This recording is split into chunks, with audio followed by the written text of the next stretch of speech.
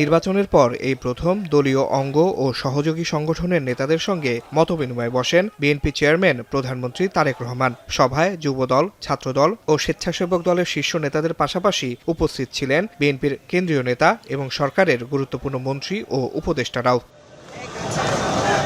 সভা উপলক্ষে সকাল থেকেই রাজধানীর কৃষিবিদ ইনস্টিটিউটের সামনে জড়ো হতে থাকেন বিভিন্ন স্তরের নেতাকর্মীরা।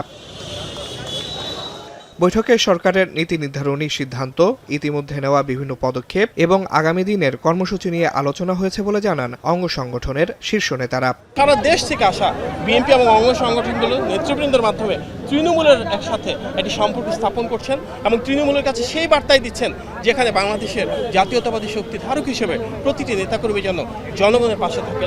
আমাদের যে ছাত্রদল, যুবদল, স্বেচ্ছাসেবক দল এবং মূল দলের নেতাকর্মীরা তারাও বিভিন্ন পরামর্শ দিচ্ছেন এবং সরাসরি কোশ্চেন করছেন যে এটি কেন নেওয়া হয়েছে বা এই পরিকল্পনা নেওয়া ভুল ছিল নাকি সঠিক ছিল, সকল বিষয়ে একটা জবাবদিহিতার আওতায় আনা হচ্ছে।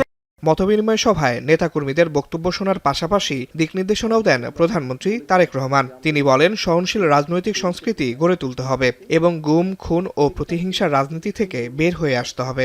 যখন স্বৈরাচারের বিরুদ্ধে, ফ্যাসিবাদের বিরুদ্ধে আমরা আন্দোলন করছিলাম, তখন আমরা বলেছিলাম যে আমাদের উপরে যেরকম অত্যাচার নির্যাতন হচ্ছে, যেরকম গুম খুনের শিকার হচ্ছে রাজনৈতিক দলের নেতাকর্মীরা, আমরা চাই দেশে এমন একটি রাজনৈতিক পরিস্থিতি হোক যেখানে আমরা ডিবেট করব, কথা বলবো, কিন্তু এরকম পরিস্থিতি আমরা তৈরি হতে দেব না।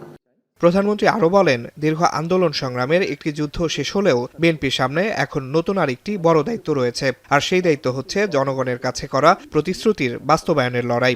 যুদ্ধ একটি শেষ হয়েছে, এখন আরেকটি যুদ্ধ শুরু হয়েছে। কি সেই যুদ্ধ? সেই যুদ্ধটি হচ্ছে আমরা মানুষকে যে কমিটমেন্ট দিয়েছিলাম সেই কমিটমেন্টগুলোর বাস্তবায়ন করা। আমাদের দলের পক্ষে, আমাদের ম্যানিফেস্টোর পক্ষে আমাদেরকে মানুষ সমর্থন দিয়েছে। নির্বাচন হয়ে যাওয়ার পরে এবং ফলাফল বের হবার পরে, আমরা বিশেষ করে সরকার গঠন করার পরে এই ম্যানিফেস্টোটি আমাদের সরকারের তথা বাংলাদেশের জনগণের ম্যানিফেস্টোতে পরিণত হয়েছে। এ সময় বিএনপির ইশতেহার বাস্তবায়নে দলীয় নেতাকর্মীদের সক্রিয় সহযোগিতা কামনা করেন বিএনপি চেয়ারম্যান। বিএনপির সফলতা তখনই নির্ভর করছে যখন আপনারা এখানে উপস্থিত প্রত্যেকটি মানুষ এবং আপনারা যাদেরকে নেতৃত্ব দিচ্ছেন তাদেরকে সাথে নিয়ে সরকারের পেছনে এসে না দাঁড়ান। তা এর বাইরেই হলে আমরা সরকারকে কাঙ্ক্ষিত লক্ষ্যে নিয়ে যেতে পারবো না। শিক্ষার্থী সহ সমাজের সব শ্রেণী পেশার মানুষকে সঙ্গে নিয়ে নিরাপদ ও গণতান্ত্রিক বাংলাদেশ গঠনের আহ্বানও জানান প্রধানমন্ত্রী। আমরা একটি দেশ তৈরি করতে চাই যেখানে নারী, পুরুষ, শিশু সকলে নিরাপদে রাস্তায় চলতে পারবে। আসিফ ইকবাল খান, এখন, ঢাকা।